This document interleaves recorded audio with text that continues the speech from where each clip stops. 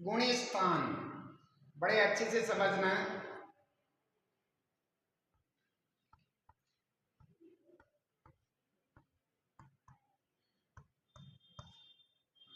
गुण स्थान दो शब्दों को मिलकर के बना है, गुण स्थान।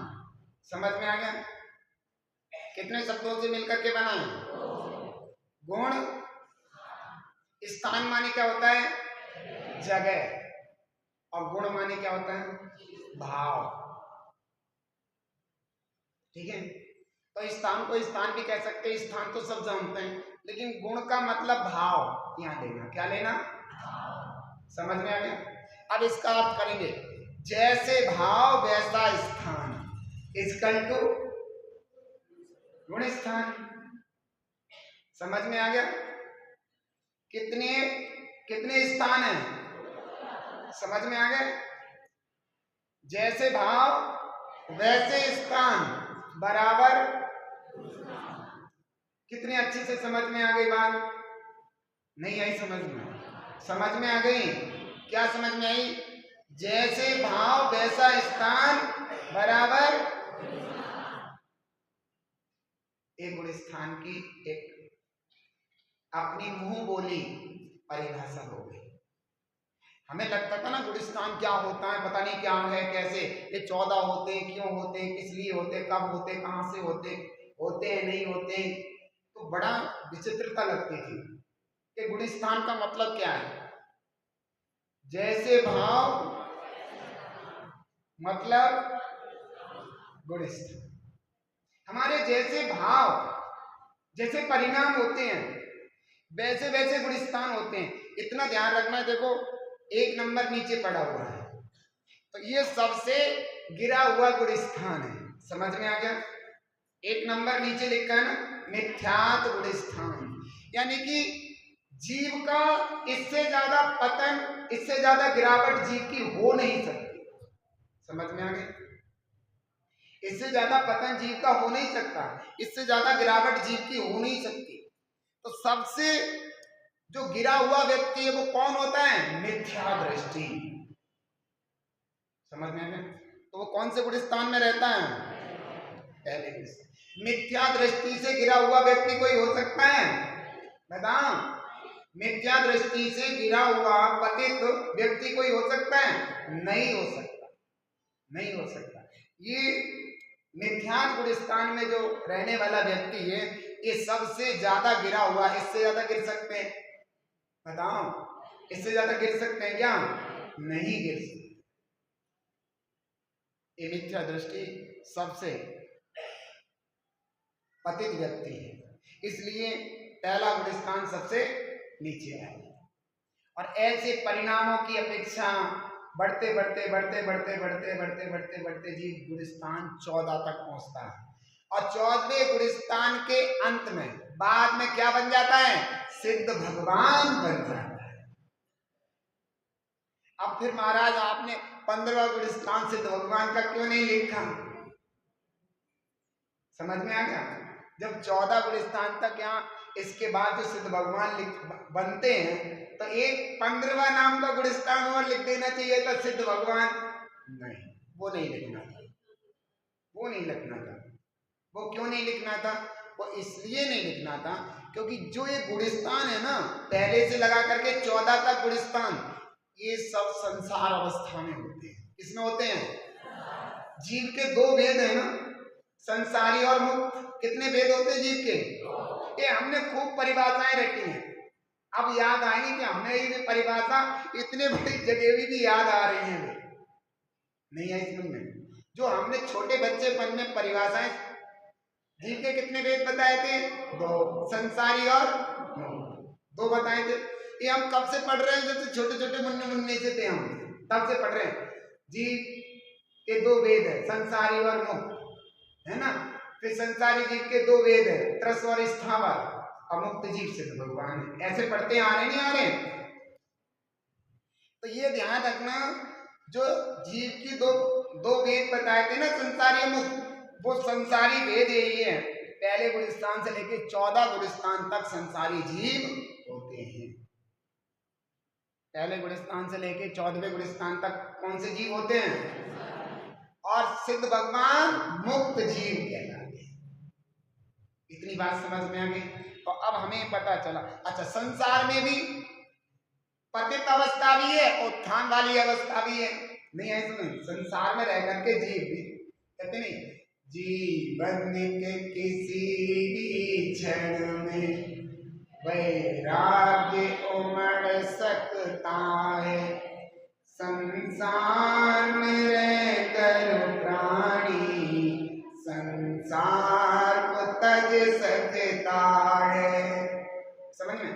तो ये जो जीव है ऊपर उत्थान हुआ है, उनके अंदर से संसार छूटता गया और वे आगे आगे आगे आगे आगे बढ़ते गए और आखिरी 14 तक, 14वें के अंत में उन्होंने संसार को पूर्ण रूप से छोड़ दिया और वे क्या बन गए? नहीं आई समझ में? नहीं आई, सब नहीं बोले। देखो फिर भी न्यू न्यू कुछ आदत पहले बोल दिया बाद में आए, कोई बात नहीं। तो अब हमने ये समझा, इतनी बातें हमारी समझ में आ रही है? बिल्कुल आ रही है, जितनी हमने समझा दी। जैसे भाव बराबर, समझ में आ गया? तो संसारी अवस्था में जीव के ऐसे ऐसे परिणाम चलते, उसकी अपेक्षा एक गुणस्थान बनते हैं। समझ में आ गया? अब वे परिणाम कौन कौन से हैं? प्रश्न उठेगा ना, वे परिणाम कौन कौन से हैं जिनकी वजह से पतन और उत्थान होता है जीव का? समझ में आ गया? क्या समझ में आया? क्या समझ में आया? वे भाव कौन से हैं जिनकी वजह से इस जीव का संसार में उत्थान और पतन होता है? जानना चाहिए ना। अब उन भावों की बारी आ गई ना। हमने ये समझ लिया जैसे भाव वैसा स्थान, उसका नाम गुणस्थान, ये जान लिया। और ये भी जान लिया कि 14 के 14 गुणस्थान संसारी जीव के होते हैं और गुणस्थानों से रहित सिद्ध भगवान होती है। सब कुछ हमने जान लिया। अब हमें जानकारी करनी है कि ये बताओ वे कौन से भाव हैं जिनके कारण उत्थान और पतन होता है। समझे? भाव तुम्हें भी पता है, खुद भी कुछ भाव अच्छे होते हैं और कुछ भाव बुरे होते हैं, ये तो सबको पता है। नहीं, और कुछ मीडियम भी होते हैं, मध्यम वर्ग के भी भाव होते हैं, ना बिल्कुल नीचे ना बिल्कुल ऊपर, बीच के भी भाव होते नहीं होते? नहीं होते। तो अब हम ये यहाँ पर ये समझना चाहेंगे कि वे भाव कौन से हैं जिनके कारण जीव का पतन और उत्थान होता है। जानना चाहेंगे? नहीं जानना चाहेंगे? तो चलते हैं, अब चलते हैं उन भावों को जानने के लिए। ठीक है, उन भावों को जानने के लिए हम चले। तो वे भाव हैं मोह और योग। वो मोहिनी कर्म की वजह से होते हैं और योग की वजह से होते हैं। मोह तो सबने सुना होगा, कर्मों का राजा कौन? मोह, मोहिनी।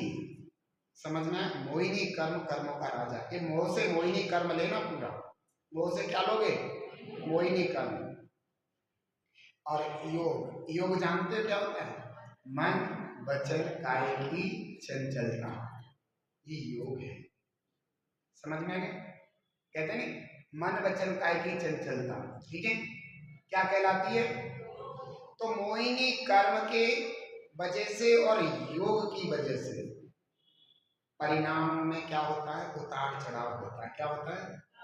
उतार चढ़ाव होता है। समझ गए? परिणाम हमारे चढ़ते उतरते हैं। समझ गए? अब परिणाम चढ़ते उतरते हैं तो गुणस्थान भी, अरे जैसे परिणाम होंगे वैसे गुणस्थान होगा। नहीं आए समझ में?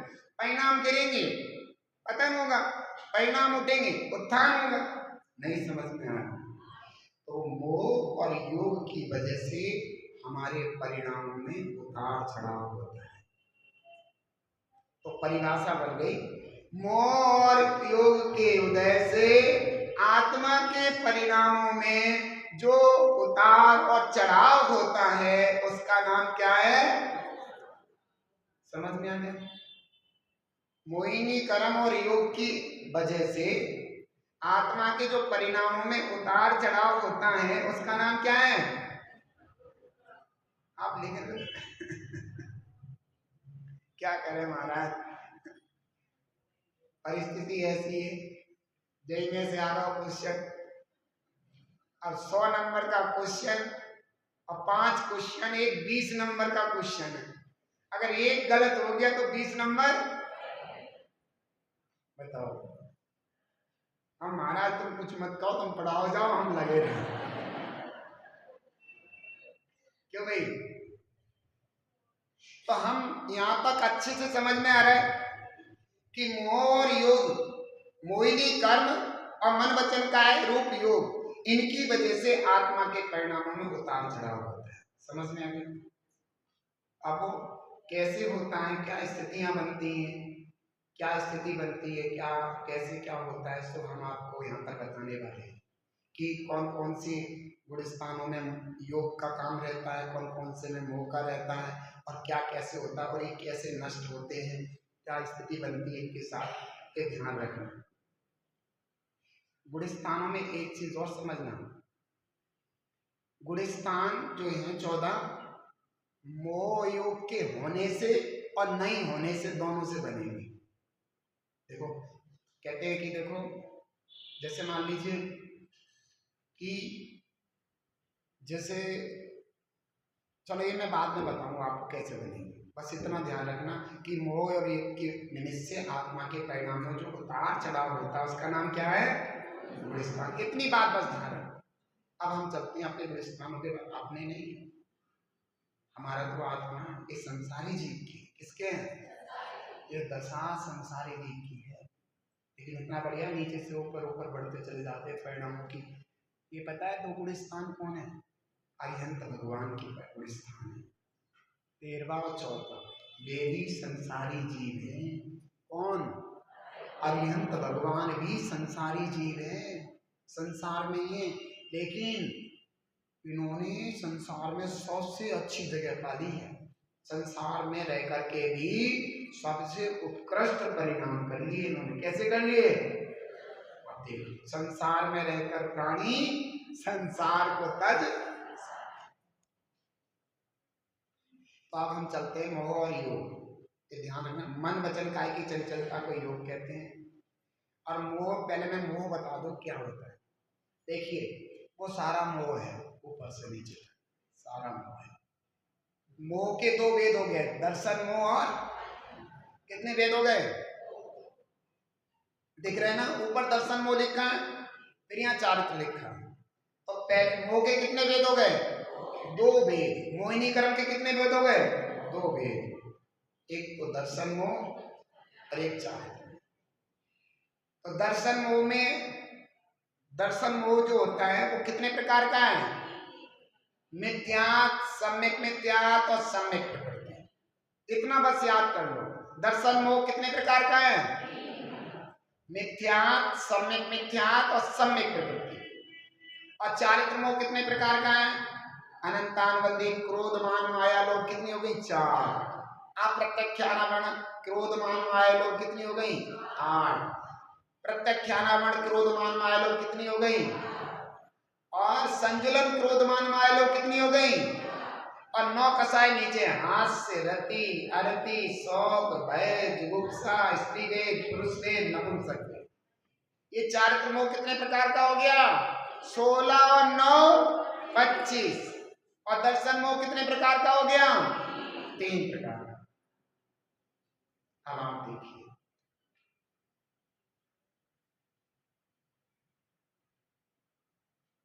समझ में आ गया? नहीं आया? तो ये ध्यान देना है, इतनी बात हमें समझ लेना चाहिए कि मोहिनी जो कर्म है उसके टोटल कितने भेद हो गए?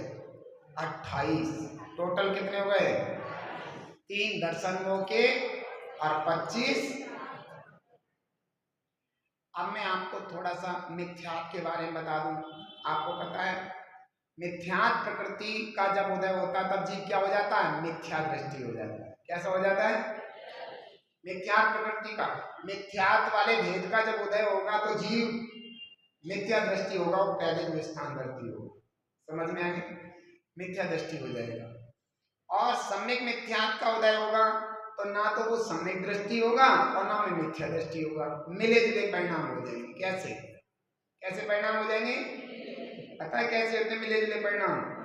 जैसे हम दही और खांड आपस में मिला दें तो कैसा स्वाद होएगा? ना तो मीठा ही होगा और ना खट्टा होगा। दही का स्वाद कैसा है और खांड का स्वाद कैसा है? अब इन दोनों को मिला दिया, बताओ कैसा स्वाद हो गया? मिक्स स्वाद हो गया। क्या हो गया? तभी तो कहते हैं खट्टा मीठा लग रहा है, बढ़िया लग रहा है, यानी कि मिक्स स्वाद हो गया, नहीं मिला हुआ। दही खांड को जब मिला देंगे तो कैसा स्वाद हो जाएगा? मिक्स हो जाएगा। तो वह मिक्स, इस गुण स्थान का नाम मिक्स अर्थात मिश्र भी है, मिश्र भी है। समझ में आ गया? जब ये गुण स्थान आएगा ना, यहाँ पे तीसरा गुण स्थान है, ये बाद में बताइए, उतनी की समझ लीजिए। और मिथ्यात्व गुण स्थान मिथ्या दृष्टि होता है, और सम्यक मिथ्या मिले जुले परिणाम, ना वो सम्यक दृष्टि है और ना मिथ्या दृष्टि है। सम्यक प्रकृति वो सम्यक मिथ्या, सम्यक प्रकृति, सम्यक प्रकृति एक ऐसी प्रकृति है कि इसकी वजह से जो सम्यक दृष्टि होता है ना, उसके सम्यक में मतलब मजबूत सम्यक दर्शन नहीं होता। समझ में आ गया? और ऐसा भी नहीं है कि वो देव को पूजा है, परिणाम जरा से हल्के से डर मंगाते हैं, क्योंकि सम्यक प्रकृति जो है ना, ये किसकी बेटी है? ये बेटी है दर्शन की, मिथ्यात्व की बेटी है। किसकी बेटी है? ये जो है ना सम्यक मिथ्यात्व और सम्यक प्रकृति, ये दोनों मिथ्यात्व के टुकड़े हैं। किसके हैं? किसके टुकड़े हैं? तो मिथ्यात्व के टुकड़े मिथ्याती जैसे होंगे ना, ये हमारे लिए अच्छे बुरे हैं? बुरे हैं, अच्छे नहीं है। ना तो सम्यक प्रकृति अच्छी है, ना सम्यक मिथ्यात्व अच्छा है। ये मिथ्यात्व के ही टुकड़े, इनकी वजह से हमारे गुणों में दिक्कत ही होती है। अब देखो, सम्यक मिथ्यात्व गुण स्थान है, अब मिथ्यात्व साथ में है ना, मिल गया नहीं तो ना तो वो सम्यक दृष्टि रहा ना मिथ्या दृष्टि। और सम्यक प्रकृति का उदय होता है ये थोड़ी हल्की होती है, लेकिन हमारे सम्यक में भी दोष लगाती रहती है। क्या करती है? मल उत्पन्न करती रहती है। क्या करती है? सम्यक को मलिन करती रहती है, नष्ट नहीं कर पाती, इतनी हल्की होती है मिथ्यात्व की बेटी। जैसे किसी की कोई चुड़ैल हो, ठीक है, बहुत बड़ी चुड़ैल, उसके एक बेटी तो बड़ी हो, एक बेटी छोटी हो, है ना, तो बड़ी बेटी तो खतरनाक होगी, अपनी माँ जैसी होगी बिल्कुल, नहीं आई तो माँ जैसी चुड़ैल बन गई होगी। और जो छोटी बेटी है अभी उसको दाव पेच ज्यादा नहीं आते, लेकिन भभका मारे, डरा दे, लेकिन नुकसान नहीं पहुंचा सकती। समझ में आ गया? समझ में आ गया? नहीं आ गया? नहीं आया समझ? क्या करेगी? भभका मारेगी। समझ में आ गया? डरा देगी, लेकिन हमारा नुकसान नहीं करता। और बड़ी बेटी क्या करेगी? अपने माँ के सारे दाव पे चला देगी। समझ में आ गया? इतना ही समझना, लेकिन ये तीनों ही ठीक नहीं है। अब तो ये इतनी समझ लिया आपने। अब हम चलते हैं चारित्र्यों की तरफ। अनंतान बंदी कसाय हो, ठीक है, अनंतान बंदी कसाय हो, इसकी चाहे क्रोध मान मारे लोग 4 बच्चे हैं ना, एक भी बच्चा होगा इसका, एक भी बच्चा अगर होगा इसका सामने खड़ा हुआ तो सम्यक दर्शन होगा नहीं। समझ में आ गया? मिथ्यात्व का उदय नहीं आया, मिथ्यात्व जरूरी नहीं हो, ये ध्यान रखना, मिथ्यात्व जरूरी नहीं है वो, लेकिन अगर इसमें से भी अनंतानबंदी की क्रोध मान माया लोभ, इनमें से कोई भी बच्चा होगा तो सम्यक तो हो नहीं सकता। समझ में आ गया? इतनी बात समझ लो, ये इतनी ताकतवर है। समझ में आ गया? ये सम्यक को होने नहीं देती। इसके चारों बच्चों में से एक भी बच्चा होगा, समझ में आ गया, सम्यक तो होने नहीं देगी। जब अनंतानबंदी क्रोध होगा तो सम्यक्त नहीं होगा, मान होगा तो सम्यक्त नहीं होगा, माया होगी तो सम्यक्त नहीं होगा, और लोभ होगा तो सम्यक्त होगा नहीं। भाई इतना समझ लो, ये सम्यक्त को होने नहीं देने की। और इधर ये चारित्र को भी नहीं होने देती। समझ में आ गया? क्योंकि चारित्र को इसलिए नहीं होने देती इन सबको मजबूत बनाए रखती है। सामने खड़ी हो, चलो हमारे साथ चलो, हमारे साथ चलो, समझ में आ गया। इन बाकी की जो ये ना कसाएं 25 है ना, तो अनंतानबंदी की जो 4 कसाएं इनको मजबूत रखती है। क्या रखती है? मजबूत रखती है। इनके आगे खड़े होकर चलो हम चल रहे हैं, हम देख के कहाँ सम्मित, इससे हम ऐसा बना दूंगा, चल चटनी सम्मित की आमदे कहाँ है, समझ में आया। सम्मित की भी और चारित्र को भी जरा सा भी चारित्र धारण नहीं करने दूंगी, ना देश चारित्र धारण करने दूंगी और ना ही पूर्ण चारित्र धारण करने दूंगी और ना ही सम्मित उत्पन्न करने दूंगी।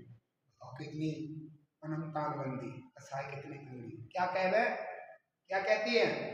ना तो सम्मित होने दूंगी और ना एक देश चारित्र धारण करने दूंगी और ना ही पूर्ण चारित्र धारण करने दूंगी। कौन कहती है?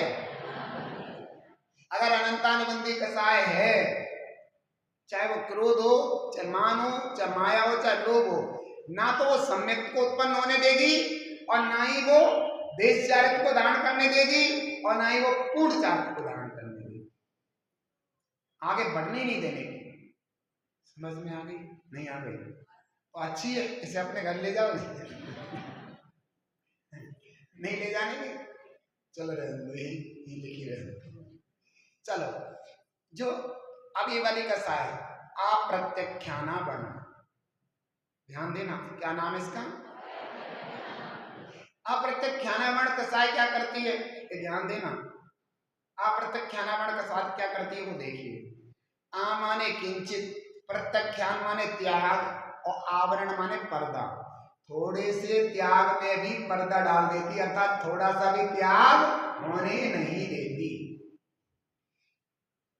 सम्यक दृष्टि तो हो गया जी, सम्यक दृष्टि हो गया, लेकिन अप्रत्यख्याना वर्ण कसाय का उदय है।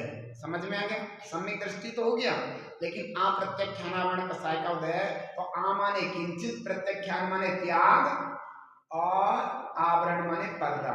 थोड़े से त्याग में भी पर्दा डाल देती है, अर्थात थोड़ा सा भी देश वृत्ति भी नहीं होने देती। समझ में आ गया? नहीं समझ में आ रहा? एक देश चारित्र को भी धारण नहीं होने देती। कौन सी?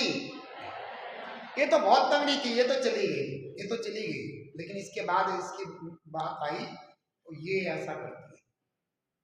सम्यक दर्शन होने पर भी अव्रत सम्यक दृष्टि कहलाएगा वो जी, अगर इसका उदय हुआ। कौन सा कहलाएगा? हमने पढ़ा रखा है ना पीछे, अव्रत सम्यक दृष्टि, जिसने कोई व्रत ग्रहण नहीं कर रखा, इसका उदय है तो अव्रत सम्यक दृष्टि जी कहलाएगा। ये जो जब तक रहेगी तब तक देश चारित्र को धारण नहीं करने देगी, और जब देश ही नहीं करने देगी तो पूर्ण करने देगी? पूर्ण कहां से करने देगी? अब चलते ही ये, अब मान लो देशव्रति हो गया जी, देशव्रति तो हो गया, लेकिन प्रत्यख्याना वर्ण कसाय का उदय है। प्रत्यख्यान माने त्याग, आवरण माने पर्दा, यानी कि प्रत्यख्यान माने पूर्ण त्याग और आवरण माने पर्दा। जो पूरा त्याग होने में भी पर्दा डाल दे, यानी पूरा त्याग ना होने दे। देशव्रति तो हो सकता है, समझ में आ गया? देशव्रति तो हो सकता है, अगर इसका उदय है देशव्रति को तो पूर्ण चारित्र नहीं होने देगा, अर्थात निगंत दिगंबर मुनिराज नहीं बनने देगी। समझे? प्रत्यख्यान माने पूर्ण, पूर्ण त्याग, आवरण माने पर्दा। जो पूर्ण त्याग होने में क्या डाल दे? एक देश त्याग तो हो सकता है, देशव्रति तो हो सकता है, लेकिन पूर्ण चारित्र नहीं हो सकता, इसकी वजह से। समझ गए? अब चलो इसकी छूट, अब चलते हैं संजुलन। संजुलन, अब मान लो ये भी नहीं है, ये भी नहीं है, ये भी नहीं है, ठीक है, ये अभी हमने अंदर डाल दिया। अब ये वाली जो कसा है संजुलन, समझ में आ गई?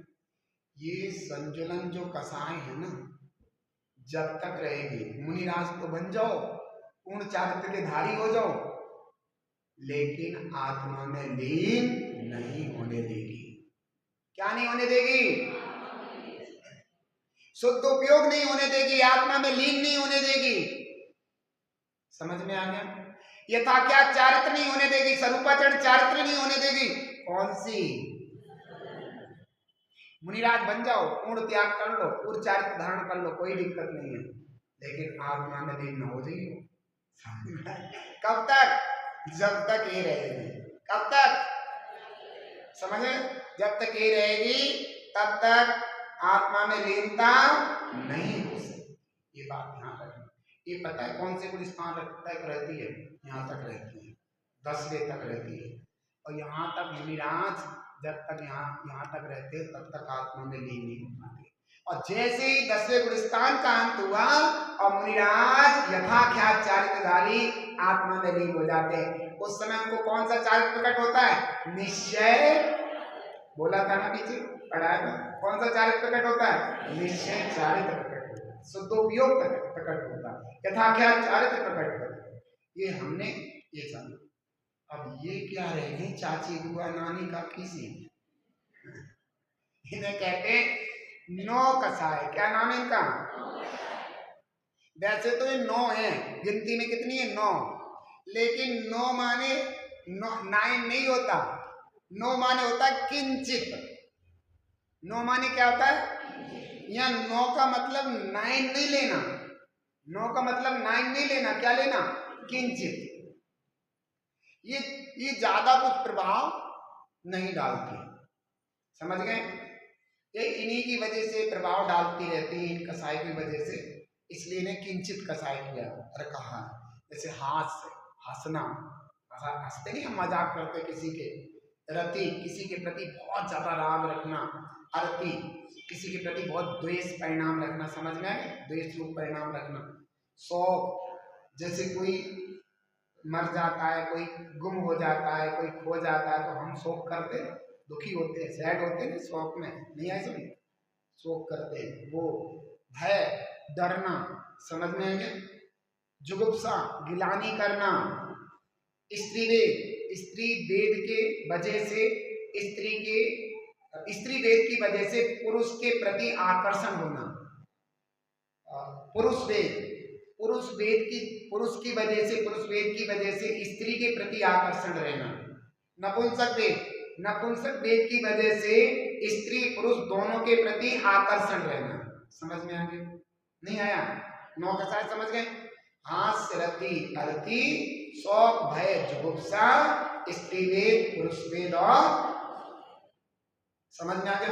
तो ये हमने मोहिनी कर्म को पूरा समझ लिया। नहीं समझा? समझ गए? मोहिनी कर्म को ऊपर से मिथ्यात्व को मैंने बता दिया। मिथ्यात्व सबसे गिरा हुआ परिणाम है। सम्यक मिथ्या दृष्टि की बेटी है, बताई थी। इसके रहते हुए ना तो सम्यक दृष्टि होता जीव, ना मिथ्या दृष्टि होता। और जो है सम्यक प्रकृति, ये सम्यक दर्शन हो जाने पर सम्यक दर्शन को मल उत्पन्न करती रहती है। समझ गए ना? निर्दोष सम्यक दर्शन नहीं होता। समझ में आ गया? ये हमने समझ लिया। चारित्र मोह में अनंतानुबंधी बताया था कि अनंतानुबंधी अपने बच्चों के साथ जब तक रहेगी तब तक ना तो सम्यक दर्शन होने देगी, समझना, और क्या नहीं होने देगी? ना सम्यक दृष्टि होने देगी और ना ही देश चारित्र होने देगी, ना पूर्ण चारित्र होने देगी, ना आत्मा में लीन होने देगी। कुछ नहीं होने देगी, आगे बढ़ने नहीं देगी। जब सम्यक दर्शन ही नहीं तो आगे कहाँ बढ़ेगा जी? समझ में आ गया? तो इसका ये काम रहता है। अप्रत्यक्षानावरण बता दिया कि थोड़े से त्याग को भी नहीं होने देती। प्रत्यक्षानावरण बता दिया कि पूर्ण चारित्र को, पूर्ण त्याग को नहीं होने देती। समझना? समझ में आ रही? और संजलन बता दिया, आत्मा में लीनता नहीं होने देती। और 9 कसाय हमने बता दिए अपने अपने समय में अपना अपना कार्य करती है। इनकी वजह से भी कर्म बंधन होता है। ठीक है? इतनी बात हमने जान ली। कितनी बात जान ली? कि मोहिनी कर्म को हमने आज पूरा समझ लिया। ये मोहिनी कर्म है। अब आपको समझना है योग मैंने बता दिया। मन, वचन, काय सब जानते? अरे मन सोच विचार, वचन बोलना जैसे हम बोल रहे हैं, काय जैसे मैं हाथ पैर हिला रहा हूं। नहीं समझ में आया? समझ में आ गया? तो ये मन, वचन, काय की जो चंचलता होती है वो योग। अब इतनी बात हमने समझ ली। तो इन्हीं की वजह से परिणामों में क्या होता है? उतार चढ़ाव होता है। किसके? माइक के आत्मा जीव, समझ गए? दोनों चलेंगे। रूह आत्मा। समझ में आ गया?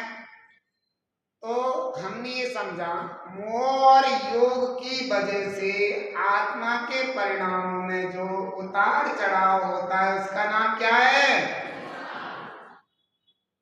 इतनी सारी बातें पता चली। अब ये सब हमने आपको बेस बनाया था। अब हम चलते हैं इधर गुलिस्तानों की तरफ, बहुत आसानी से हम समझ लेंगे। पहले मैं ये बता देता हूँ, मोहिनी क्रम कहाँ तक रहता है, मोटा मोटा पता चल जाए तो ठीक रहेगा। मोहिनी क्रम कहाँ तक रहता है और योग कहाँ तक रहता है, ये पता करना है ना। तो मोहिनी क्रम हमारा जो रहता है, ये यहां से लेकर और ये तक, पहले गुलिस्तान से लेके 10वें गुलिस्तान तक मोहिनी क्रम रहता है। ठीक है, ठीक है, समझ में आ गया? कहाँ तक रहता है? ये मैंने, वैसे तो आप अगर देखे जाए तो यहाँ तक मोहिनी क्रम की वजह से ये इतने गुलिस्तान होते हैं, क्योंकि इसमें उपसम हो जाता है, इसमें नाश को प्राप्त हो जाता है, समझ में ना। तो मोहिनी क्रम की वजह से 12 गुलिस्तान होते हैं। कितने होते हैं? ये 12वां गुलिस्तान तो मोहिनी क्रम के बिल्कुल खत्म हो जाने से होता है, और ये 11वां गुलिस्तान मोहिनी क्रम दब जाने की वजह से होता है। एक बार बताओ, कोई बुखार है, हमने दबा दिया तो वो ठीक हो गया क्या? ठीक हो गया? नहीं समझ में आया है? क्यों? जैसे हमारे चोट लग गई, चोट ऐसे समझिए, जैसे चोट लग गई, खून निकल रहा है, हमने यूं दबा दिया, चोट ठीक हो गई? हो गई। दबाने से ठीक हो जाती है चोट? जब चोट ठीक हो जाएगी तभी ठीक मानी जाएगी। तो मोहिनी क्रम को दबा दिया, क्या कर दिया? कहां पर? 11वें में बिल्कुल दबा दिया है, और 12वें में क्या हो गया है? नाश हो गया है। तो इतने गुलिस्तान किसकी वजह से हो गए? अब 11वें में इतना समझना, मोहिनी क्रम दब जाने से, और 12वें में मोहिनी क्रम क्षय हो जाने से 12वां गुलिस्तान होता है। इतना समझना। समझ में आ गया? नहीं आया? नहीं आया तो बुआ जी बोली आपकी बेटी समझ में आ गया? अच्छा, अब हम ये देखते हैं, ये तो मोहिनी क्रम के बारे में बात रही, ठीक है। अब हम ये देखते हैं कि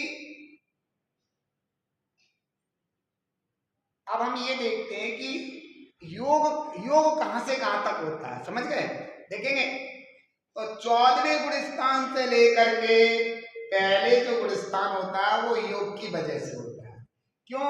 क्योंकि 13वां गुलिस्तान तो योग होने से और 14वां गुलिस्तान योग नहीं होने से होता है। समझ में आ गया?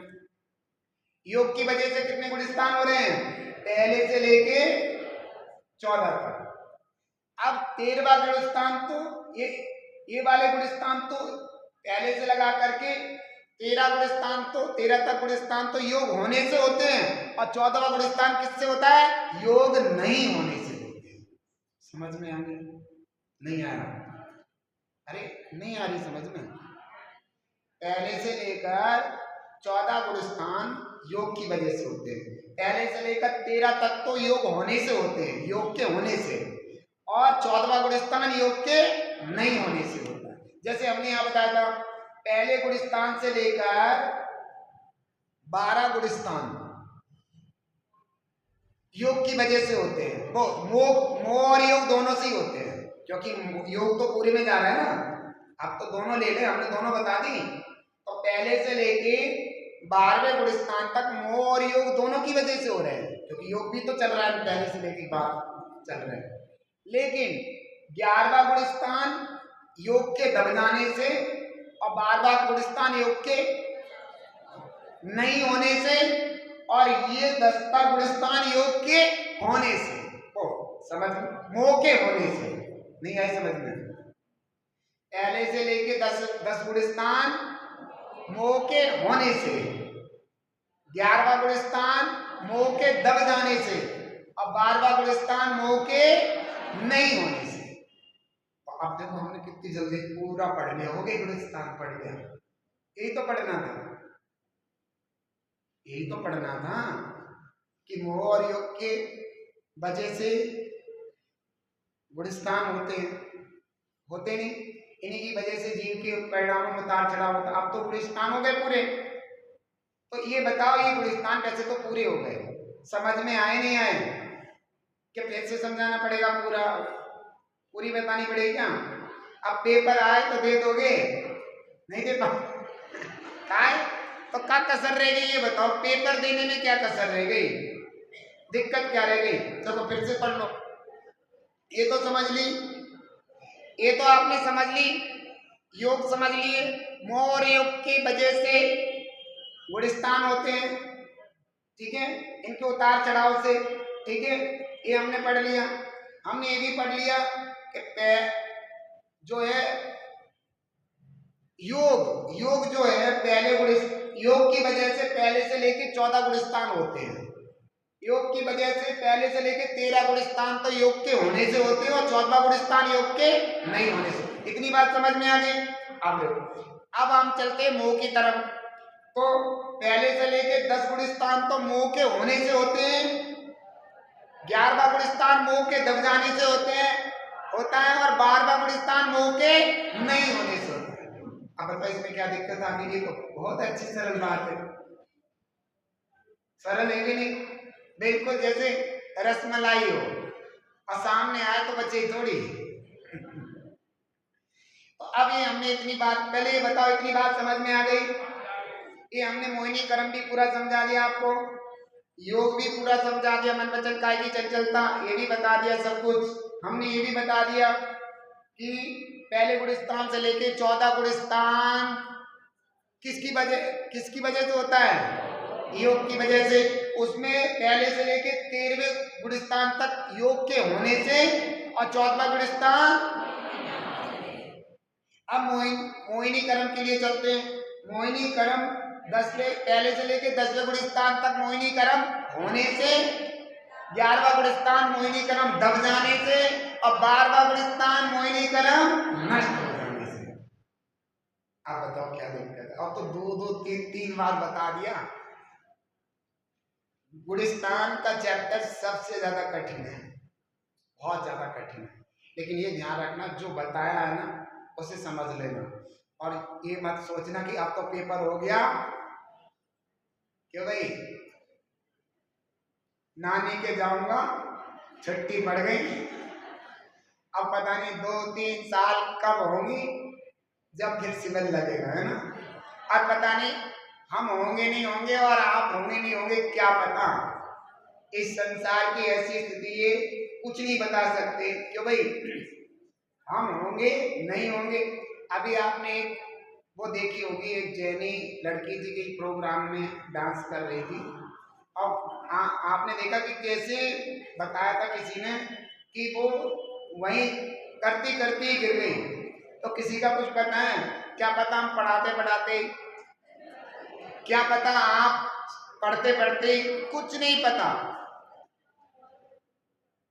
किसी का कुछ भी नहीं पता। इस सांसों का एक भी क्षण का कुछ नहीं पता है कब किसका क्या हो जाए, लेकिन जब तक है तब तक काम कर लें, ठीक है? तो इतना हमने समझ लिया, ये भूलना नहीं है। अब हम आगे की क्रियाकलाप में चलते हैं। अब इन पर ध्यान देना है और हम यहाँ पर बताते जाएं। ये आपको दिख रहा है ना सब? ठीक है, ये दिख रहा है आप सबको?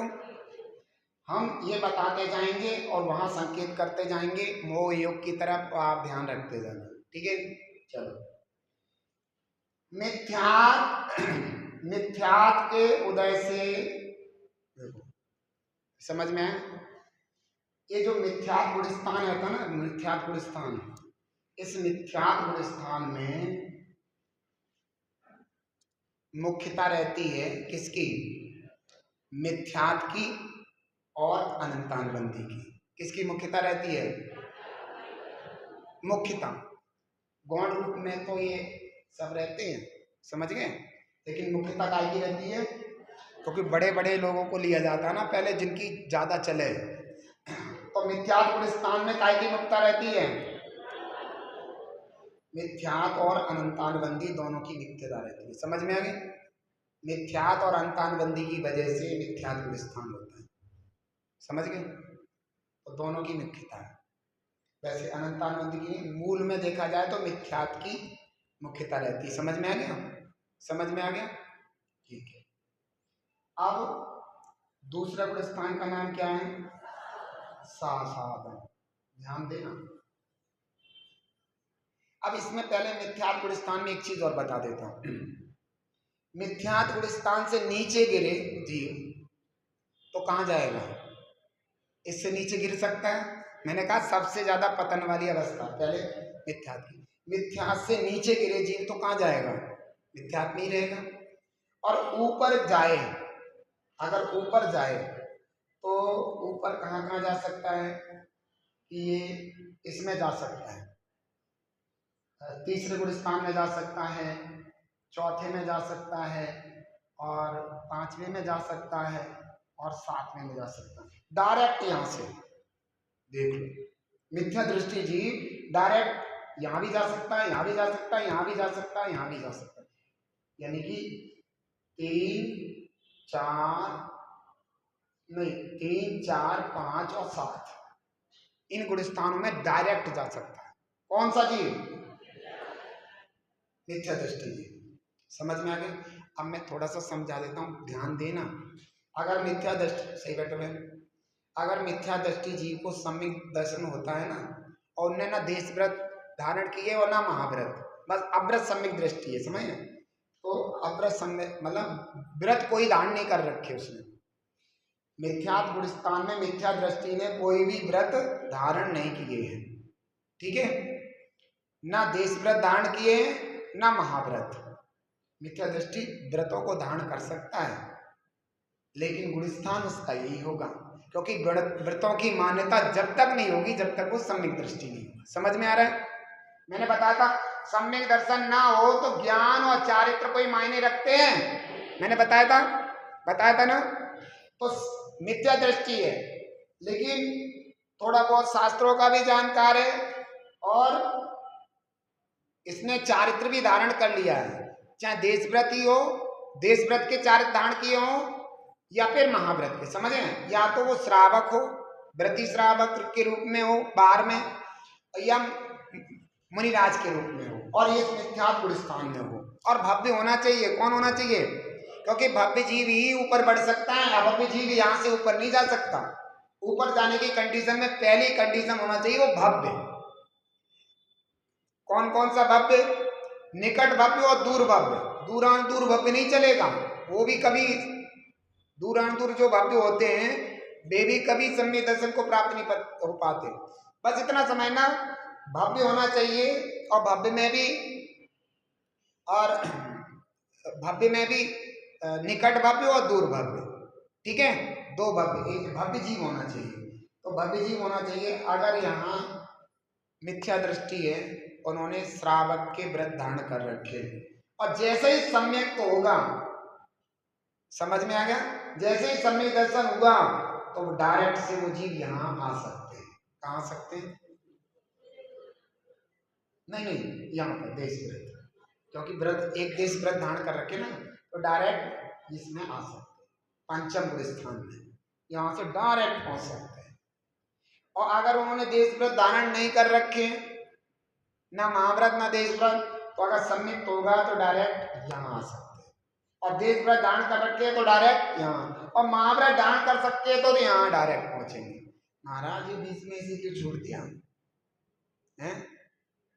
समझ में आ रहा है? छठा गुण स्थान में क्यों नहीं गए? अगर महाव्रती हो गए, ऊपर वाले पहुंच गए, नीचे वाले में क्यों नहीं आए? नहीं समझ में आया? यहां से अगर सम्यक दर्शन हुआ तो डायरेक्ट कहां पहुंच सकते हैं? यहाँ। और देशव्रती हो तो डायरेक्ट यहाँ, और महाव्रती हो तो डायरेक्ट यहाँ आ सकते हैं। ये बात ध्यान रखना। लेकिन एक बात और है कि मिथ्या दृष्टि जीव है ना, अब अगर इन्होंने मिथ्यात् के 3 टुकड़े कर रखे, कौन कौन से? मिथ्यात्, सम्यक मिथ्यात् और सम्यक विकृति। अगर इन्होंने 3 टुकड़े कर रखे, समझ में? ये टुकड़े सबके नहीं होते। कोई भी बच्चा अंदर नहीं आएगा, बाहर रोक के रखे, बाहर खड़े रखेंगे। समझ में आ रहा है? ये बात ध्यान देना, जल्दी से मैं बता देता हूं। ये ध्यान रखना कि मिथ्यात् के जो 3 टुकड़े हैं वो सबके नहीं होते। किसके नहीं होते? सबके नहीं होते मिथ्यात् के 3 टुकड़े। इतना बस समझ लो। लेकिन जिनके होते हैं, समझ गए, तो उनके अगर इस एक टुकड़े का उदय आ जाए, किसका, इसका, तो डायरेक्ट यहां से यहां भी आ सकते हैं। तो अब कहां कितने हो गए, मिथ्यात्व गुणस्थान से ऊपर जाएंगे तो तीसरे में, चौथे में, पांचवे में और सातवें में। समझ में आ गया? 3, 4, 5 और 7। अगर इसका उदय आ गया तो मिथ्या से डायरेक्ट यहां आ जाएंगे। अगर आवृत्ति सम्यक दृष्टि हो तो यहां आ जाएंगे, अगर देशवृत्ति हो तो यहां आ जाएंगे, और पूर्ण चारित्र्यधारी हो तो यहां पहुंच जाएंगे। ठीक है, इतना हो गया। अब सुनिए, ये वाला जो गुणस्थान है वो नीचे आने का। अब हम चलते हैं, ये सासाधन गुणस्थान वाला जीव कैसा होता है हम समझ लेते हैं। जो जीव सम्यक दर्शन रूपी पर्वत से गिर गया, जिसका सम्यक छूट गया, किस वजह से छूट गया, अनंतानुबंधी के किसी एक के उदय से, या क्रोध, मान, माया, लोभ। ठीक है, अनंतानुबंधी के 4 बच्चों में से कोई भी आगे आ गया तो वो जीव सासाधन गुणस्थान में आ जाएगा। कहाँ में आ जाएगा, सासाधन में आ जाएगा। समझ गए? ये सासाधन गुणस्थान होता है। और ये जैसे मान लो मैं आपको एक उदाहरण देता हूँ, जैसे पर्वत है, क्या दिख रहा है, पर्वत, ये तो सम्यक दर्शन है पर्वत, और पर्वत के नीचे क्या है, मिथ्या दर्शन है। समझ में आ गया? पर्वत क्या है, पर्वत की टोंक क्या है, और पर्वत से नीचे कोई जीव इस पर्वत से गिर गया, ये गिर गया और यहां भी पहुंचा नहीं है। कहां, मिथ्यात्व में, यहां पहुंचा नहीं है मिथ्यात्व में, और सम्यक दर्शन से गिर गया, तो उसके जो बीच की अवस्था होगी उसका नाम है सासाधन। सम्यक से गिर गया और मिथ्या दृष्टि अभी हुआ नहीं है, और किसकी वजह से ऐसा हुआ, अनंतानुबंधी के किसी भी एक बच्चे की वजह से हुआ। समझ में आ गया? अनंतानुबंधी के किसी भी एक बच्चे से ऐसा हुआ कि वो उसने सम्यक दर्शन पर्वत को छोड़ दिया और मिथ्यात्व में अभी आया नहीं, तो इतनी जो दूरी है वो क्या कहलाएगी, बीच का काल क्या कहलाएगा, सासाधन। इसका नाम भी है सा आसाधन। सा माने सहित, आसाधन माने विराधना। इसने सम्यक दर्शन की क्या कर दी, विराधना। ये सम्यक दर्शन का विराधक है। किस लिए, अनंतानुबंधी क्रोध, मान, माया, लोभ में से किसी का एक का उदय आने से इसने सम्यक दर्शन को क्या कर दिया, छोड़ दिया, और अभी मिथ्या दृष्टि हुआ नहीं। समझे ना, मिथ्यात्व गुणस्थान में आया नहीं, तो सम्यक दर्शन तो छोड़ दिया। मैंने कहा ना कि अनंतानुबंधी जो ऐसी होती है वो सम्यक दर्शन को हटा देती है, खत्म कर देती है। तो सम्यक दर्शन छूट गया, मिथ्या दृष्टि हुआ नहीं, बीच का काल क्या कहलाएगा, ये सासाधन गुणस्थान। अब हम यहाँ चलते हैं। अच्छा, सासाधन गुणस्थान से ऊपर नहीं जा सकता जीव। समझ में आ गया? सासाधन गुणस्थान से जीव ऊपर नहीं जा सकता, नीचे गिरेगा तो आ रहा है ना, गिर के कहाँ आएगा, मिथ्यात्व में आएगा। समझ में आ गया? इतनी बात समझ लो। अब ये तो मैंने आपको बताया था सम्यक मिथ्यात्व, तो मैंने बताया था ये वाली प्रकृति का, ये वाली जो प्रकृति है ना, इसकी वजह से सम्यक मिथ्यात्व होता है। इस गुणस्थान में ना तो वो सम्यक दृष्टि रहता ना मिथ्या दृष्टि। अगर ये नीचे गिरे तो मिथ्यात्व गुणस्थान में, ऊपर जाए तो चौथे में, बस ऊपर और कहीं नहीं जा सकता। ये ऊपर जाएगा तो कहाँ जाएगा, ये वाला गुणस्थान वर्ती ऊपर जाएगा तो अप्रत सम्यक दृष्टि हो सकता है, और ये नीचे गिरेगा तो मिथ्या दृष्टि। इसकी दो ही गति है, ऊपर जाए तो चौथे गुणस्थान में और नीचे जाए तो पहले में। अब हम चलते हैं अप्रत सम्यक दृष्टि के बाद चौथे गुणस्थान में। यहां पर आ गए।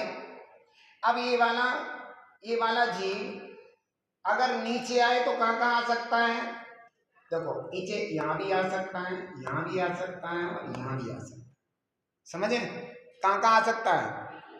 अगर इसको सम्यक मिथ्या तो आ गया तो तीसरे में, और अगर इसमें अनंतानुबंधी की 4 कसाय में से कोई एक का उदय आ गया तो, समझ में आ गया, इसमें, और अगर इसको मिथ्यात्व का उदय आ गया तो पहले में। तो ये चौथे वाला यहाँ यहाँ यहाँ आ सकता है, और ऊपर जाए तो 5वें में और 7वें में। समझ में आ गया? क्योंकि अगर ये देश व्रत धारण करें तो कहाँ जाएंगे? 5वें में, और महाव्रत धारण करें तो, लेकिन ये वाला यही जा सकता है या फिर यहाँ सकता है, ये ध्यान रखना। लेकिन चौथे वाला देश व्रत धारण करें तो 5वें में, और महाव्रत धारण करें तो ये वाली बात हो गई। अब हम यहाँ पहुंच गए 5वें वाले पे। 5वें वाले जो देश व्रती है, अगर ये महाव्रतों को धारण कर ले तो, समझ में आ गया, मुनिराज बन जाए तो इन्हें कपड़े फपड़े अच्छे नहीं लग रहे, हम सब उतार फेंके, है नहीं, सम्यक दृष्टि है, देश व्रती है, और इन्होंने तुरंत अपने मुनि व्रत धारे और अपने आत्मा में चिंतन लगाया और तुरंत कहाँ पहुंच गए।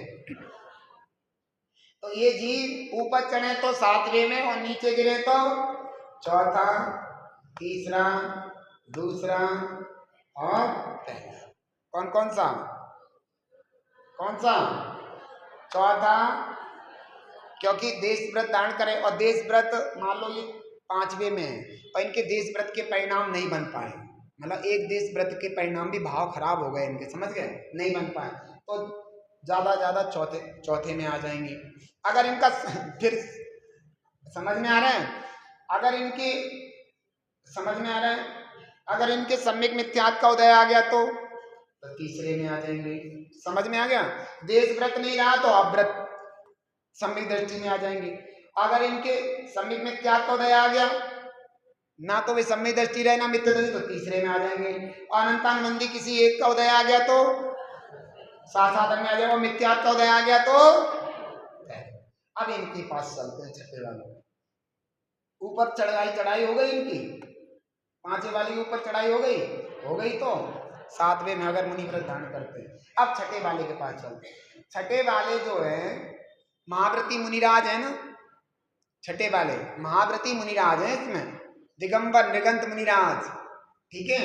अब ये मुनिराज जो है, अब बार बार इसका चढ़ते हुए का नाम नहीं आ रहा था ऐसे, ये यहाँ से यहाँ के हैं, लेकिन अब ये मान लो इसमें है, दिगंबर मुनिराज सच्चे मुनिराज हैं, सच्चे दिगंबर मुनिराज है, हल्के फुल्के ना समझियो। तो अगर ये मुनिराज नीचे गिरे, परिणाम खराब हो, समझिए ना, अगर नीचे गिरे तो नीचे गिरेंगे तो कहाँ कहाँ आ सकते हैं? देखो, देश व्रत में आ सकते हैं डायरेक्ट, और इसमें भी आ सकते हैं, ठीक है, क्योंकि इनमें महाव्रत नहीं रहे, मान लो इनके भाव खराब हो गए, मुनिराज दशा नहीं रही इनकी, तो ये देश व्रत में आ सकते हैं। इतने रह गए कि देश व्रती रह जाए। अगर देश व्रती वाले परिणाम भी नहीं रहे तो कहाँ चले जाएंगे? चौथे अव्रती सम्यक दृष्टि के गुण स्थान में आ सकते हैं ये वाले परिणाम। मान लो ये भी नहीं रहे तो कहाँ आ जाएंगे? सम्यक मिथ्यात्व जैसे परिणाम रहे वहां भी हो सकते। मान लो ये भी परिणाम नहीं हुए तो साधन जैसे परिणाम, जैसे अनंतानुबंधी, समझ गए, कसाई का उदय आ गया तो। मान लो ये भी नहीं रहे तो मिथ्यात्व, अगर मिथ्यात्व का उदय आ गया तो कौन से गुण स्थान में आ जाएंगे? मुनिराज तक। अब चलते हैं इनके पास। दुख हुआ ना? नहीं हुआ? हमें भी बहुत हुआ, हम क्या कर सकते हैं, लेकिन जो है सो है। बताओ, कुछ कर सकते भैया? नहीं कर सकते। 5वें, चौथे, तीसरे, दूसरे, पहले मुनिराज हैं, लेकिन परिणामों का खेल है, विचित्रता है, ये परिणामों की विचित्रता है। चाहे मुनिराज हो चाहे कोई हो, परिणाम गिरेंगे तो पतन होगा और बढ़ेंगे तो उत्थान होगा। ये अपने घर की बस नहीं है कि अपनी अपनी सवारी आगे बैठा लो बाकी पीछे। ये सीधा साफ सिद्धांत है। चाहे कोई हो, परिणाम अच्छे हुए तो ऊपर और परिणाम खराब हुए तो, इसलिए हो रहा है। अब 7वें वाले की बात करते हैं। 7वें वाले जो मुनिराज हैं, ये देखो, मैं एक 7वें के हम 2 भेद कर रहे हैं, 1 और 2 भेद हैं। नीचे तो कहते हैं स्वस्थान, नीचे के भेद का नाम क्या है? स्वस्थान, और ऊपर के भेद का नाम क्या है? सातिशय। क्या है? सातिशय, सा अतिशय, सा अतिशय, समझे? सातिशय, सातिशय। नीचे का क्या है? स्वस्थान, तो अब इसमें भी हमें देखना पड़ेगा। ये 100 स्थान तक के मुनिराज हैं, 100 स्थान 7 ईसाई, 100 स्थान 7 ईसाई। ठीक है, अब हम ये देखते हैं, ये वाले जो मुनिराज है ना, ये वाले मुनिराज समझ में आ रहे हैं। अब ये वाले मुनिराज की बात करते हैं। ये वाले मुनिराज छठे सातवें में घूमा करते हैं। कौन से? 100 स्थान वाले, कभी छठा कभी सातवां कभी छठा, हजारों बार छठे सातवें में आते रहते हैं। और सुनो, अंतर्मूर्त तक अगर ये वाले यहाँ नहीं पहुंचे तो ये वाले नीचे आएंगे। अंतर्मूर्त समझ में आ गया? अगर अंतर्मूर्त तक ये वाले यहाँ नहीं आए, इनके परिणाम नहीं गिरे, तो ये कहाँ चले जाएंगे? 7 ईसाई में, और फिर ऊपर बढ़ते चले जाएंगे। समझ में आ गया? 7 ईसाई में पहुंचने के बाद ये ऊपर जाएंगे, और नहीं तो अगर इस वाले नहीं है, इस वाले में दूसरे 100 स्थान में, तो ये ऐसे ऐसे होते रहेंगे, और 100 स्थान से यहाँ पहुंच गए तो ये ऊपर चले जाएंगे। वो हम बताएंगे, ठीक है। तो ये तो मैंने आपको बता दी। 7वें वाले नीचे गिरेंगे तो छठे में, और ऊपर जाएंगे तो 7 से होते हुए। पहले ये देखना कि यहां पर आए, ठीक है, यहां पर 7 से में आएंगे तो ये वाले, ये 2 भेद हो गए ना इसके। तो अगर ये वाले हैं तो ये ऐसे ऐसे होते रहेंगे, अगर ये वाले यहां पहुंच गए तो ये ऊपर चले जाएंगे। अब चलते हैं आगे की ओर। इतनी बात हो गई अपनी। अब ये वाली बात कर रहे हैं हम, ये वालों की। अब ये बात ध्यान रखना, ये जो हमने बात बताई, अब इस बात ध्यान रखना कि ये छायक सम्यक दृष्टि, कौन से? अब जितनी भी बात करूंगा, इतने टाइम नहीं है मेरे पास कि हम औपसमिक चार्ट को भी बताएं, कोशिश करेंगे, लेकिन छायक की अपेक्षा बता रहा हूं। छायक सम्यक दृष्टि जीव हैं जिनके कभी मिथ्यात का कभी भी उदय नहीं आ सकता। अनंतानुबंधी और मिथ्यात जिन्होंने क्या कर दिए, खत्म ही कर दिए, अब इनके जीवन में आ नहीं सकते कभी। ऐसे छायक सम्यक दृष्टि की अपेक्षा कथन कर रहा हूं, ध्यान दें। ये वाले यहां पर पहुंचे और इन्होंने अगर, ध्यान देना, इन्होंने अगर मोहिनी कर्म को क्षय करने का प्रण कर लिया, क्या प्रण क्या होता है? परिणामों का खेल है सब। ये अगर मोहिनी कर्म को नष्ट कर रहे हैं, क्या कर रहे हैं? दबा नहीं रहे, क्या कर रहे हैं? नष्ट करेंगे। उसको दो नष्ट करने वाले जब चढ़ते हैं ना, तो चढ़ने को सीढ़ी कहते हैं। सीढ़ी चढ़ने को क्या कहते हैं? तो नष्ट करने वाले चढ़ते हैं ना, तो उन्हें छपक सीढ़ी वाले बोलते हैं। क्या बोलते हैं? और दबा के चलेंगे तो उपसम सीढ़ी वाले बोलते हैं। जो मोहिनी कर्म को क्षय करके चले, उनको क्या बोलते हैं? छपक श्रेणी वाले मुनिराज, समझ में। और जो दबा के चलेंगे उनको क्या बोलते हैं? उपसम श्रेणी मुनिराज। श्रेणी माने सीढ़ी, समझ में आ गया? जो सीढ़ी तो चढ़ेंगे अब ऐसे करके, तो ऐसे चढ़ते वक्त कसायों को नष्ट करने का प्लान है, तो कौन से मुनिराज कहलाएंगे? छपक श्रेणी वाले। और दबा के चढ़ने का प्रोग्राम है तो उपसम श्रेणी वाले मुनिराज, ये ध्यान रखना। तो अब हम चलते हैं, यहां से स्टार्ट हो रहे हैं। अब ये मुनिराज यहां से चले, अब ध्यान देना, तो चले चले चले, तो ये यहां से चले और ये ध्यान में मस्त हो रहे हैं। अब ये ऊपर को चलेंगे, तो अभी क्या करेंगे? देखो, ये ध्यान रखना। अब संचलन कसाय का भी आपको बताते हैं। हाँ चलो, तो अब हम आपको लेकर के चलते हैं कि ये मुनिराज अभी ऊपर जाएंगे, ठीक है। यहाँ पहुंच गए हैं 7 गुण स्थान के 7 ईसाई में, तो ऊपर चले, तो 7वें से 8वां अपूर्व कर्ण गुण स्थान में पहुंचे, 8वें से 9वें, अनुवृत्तिकरण गुण स्थान पहुंच गए। भाव कैसे हो रहे हैं? बुरे खराब अच्छे, अच्छे हो रहे हैं ना, परिणाम की वृद्धि हो रही है, अच्छे अच्छे परिणाम हो रहे हैं, चिंतन में डूबे हुए हैं, आत्मा की चिंतन की गहराई खूब बढ़िया बढ़ती चली जा रही है। और इस गुण स्थान में पहुंच करके इन्होंने पता क्या किया? मैंने कहा था कि छायक सम्यक दृष्टि है तो अनंतानुबंधी खत्म हो गई है और मिथ्यात खत्म हो गया है। समझ में आ गया? मिथ्यात सम्यक प्रकृति अनंतानुबंधी सातों खत्म हो गई, 3 तो वे खत्म हुई और एक अनंतानुबंधी कितनी हो गई? तभी ये चढ़ रहे हैं, वे उन्हीं की बात कर रहा हूँ, तब वे चढ़ रहे हैं, तो वे तो यहाँ खत्म कर दिए। अब ध्यान देना, अभी ऊपर चढ़े चढ़े चढ़े चढ़े चढ़े चढ़े चढ़े 9वें में पहुंच गए। 9वें गुण स्थान में पता है इन्होंने क्या क्या का नाश कर दिया? पता है किसका? एक तो इन्होंने अब अनंतानुबंधी तो पहले ही खत्म हो गई थी, छायक समय दृष्टि थी, तो एक तो इन्होंने अप्रत्यक्षानावरण कसाय को यहाँ खत्म कर दिया 9वें में, दूसरा प्रत्यक्षानावरण कसाय को भी खत्म कर दिया, तीसरा 9 कसाय को भी खत्म कर दिया। किसको? इनको भी खत्म कर दिया। और संजुलन में, संजुलन कसाय है ना, क्रोधमान माय लोभ, उसमें मात्र सूक्ष्म लोभ बचा। क्या बचा? क्या बचा? जब ये 9वें गुण स्थान के अंतिम में आए, अंत में, तो मात्र क्या बचा? सूक्ष्म लोभ। तो ये काय में आ गए? 10वें में। समझ में आ गया क्रम से चढ़ते हुए। और बाकी 9 में क्या क्या खत्म किया? अप्रत्यक्षानुमान, प्रत्यक्षानुमान, संजुलन, संजुलन में सिर्फ लोभ बचा, सूक्ष्म लोभ, और 9 कसाय सब ध्वस्त कर दी इन्होंने। क्या कर दी? डिलीट ही कर दी बिल्कुल। और ये कहां पहुंच गए? 10वें में। 10वें गुण स्थान में इन्होंने सूक्ष्म लोभ भी खत्म कर दिया 10वें गुण स्थान के अंत में। तो ये कहां पहुंच गए? 12वें में। ये छपक की अपेक्षा बात कर रहे हैं, अभी 11वां नहीं आएगा। जिन्होंने कसाय का क्षय किया, मैंने कहा था कसाय को दबाए वाला गुण स्थान है वो, अभी कसायों को क्या कर रहे हैं? मोहिनीकरण को क्या कर रहे हैं? ध्वस्त कर रहे हैं, दबा नहीं रहे। तो ये कहां पहुंच गए? 12वें में।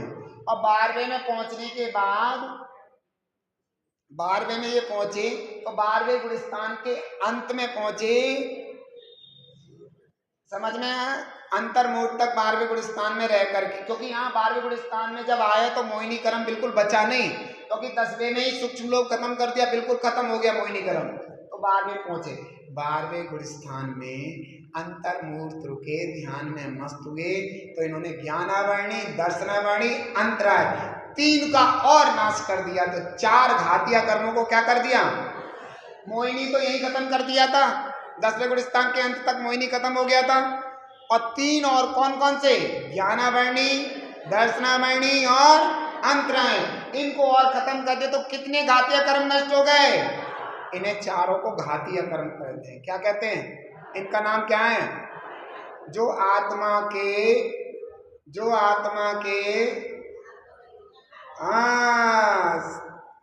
अपने गुणों का घात करें। आत्मा के गुण हैं अनंत ज्ञान, अनंत दर्शन, अनंत सुख और अनंत वीर। जो आत्मा के आत्मिक गुणों को क्या कर दें? घाते हैं, उनका नाम घातिया। तो घातिया कर्मों को नाश करके कौन से गुण स्थान में पहुंच गए? बोलो 13वें गुण स्थान वर्ती अनंत केवली भगवान की। अब ये केवल ज्ञानी भगवान हो गए जो यहाँ पे विराजमान है। पदम प्रभु बाहुबली, समझ गए? ये 5 नाथ ही हो गया यहाँ पर पहुंचने के बाद। समझ में आ गया? अब हमने ये बताया था कि मोहिनी कर्म की वजह से 12 गुण स्थान होते थे। अब ये यहाँ ये 11वां रह गया। 11वां कैसे होगा वो बता दूं? थोड़ा सा सुनो। अब यहाँ से जो चढ़े थे, अब इन्होंने, हमने कहा था मोहिनी कर्म को नाश करके चलेंगे, तो वो कौन सी श्रेणी कहलाएगी? छपक श्रेणी। और मोहिनी कर्म को दबा के चले तो कौन सी श्रेणी कहलाएगी? अब बेई मुनिराज यहाँ पर मोहिनी कर्म को दबा के चले तो सब जल्दी चले। तो यहाँ पे आए 9वें गुण स्थान में इन्होंने जितनी कसायों को खत्म किया था उतनी कसायों को क्या कर दिया? दबा दिया। क्या करा? पहले छपक वालों ने क्या कर दिया था? खत्म कर दिया था। इन्होंने क्या करा? दबा दिया। जैसे फोड़े को, घाव को दबा देते हैं। और ये 9वें गुण स्थान के अंत में क्या रह गया? मात्र सूक्ष्म लोक। तो वे कहाँ गए? 10वें में। समझ, वही प्रक्रिया चलेगी लेकिन दबाने वाली चलेगी। तो ये 10वें में आ गए और 10वें के अंत में इन्होंने सूक्ष्म लोक को भी क्या कर दिया? क्या कर दिया? दबा दिया। तो कौन से में पहुंच गए? 11वें में। और दबी हुई चीज का मामला ठीक नहीं बैठता। बैठता है क्या? बैठता है क्या? नहीं बैठता। और यहाँ वो अंतर्मूर्त रहे, अंतर्मूर्त रहने के बाद वो दबी हुई चीज ज्यादा देर तक रह नहीं सकती थी। जैसे ही सूक्ष्म लोक का उदय आने को हुआ वे 10वें में आ गए। और फिर नीचे नीचे जैसे जैसे कसायों का उदय आता जाता है वे नीचे जैसे चढ़े थे वैसे ही नीचे नीचे उनके भाव रहते। यहाँ तक तो आएंगे, यहाँ तक तो आएंगे वे, कोई नहीं रोक सकता। अब गिरे हैं तो यहाँ छठे तक आएंगे। छठे पे आने के बाद यहाँ जाएं या यहाँ जाएं, वो जैसे पहले प्रक्रिया बताई थी छठे की आने जाने की वही रही। समझे? तो ये हमने आपको बताया। तो हम 13वें में पहुंचे थे। 13वें गुण स्थान के अंत में इन्होंने योग भी खत्म कर दिया। क्या कर दिया? अब योग बिल्कुल खत्म हो गया। समझ गए? 13वें गुण स्थान के अंत में क्या हो गया?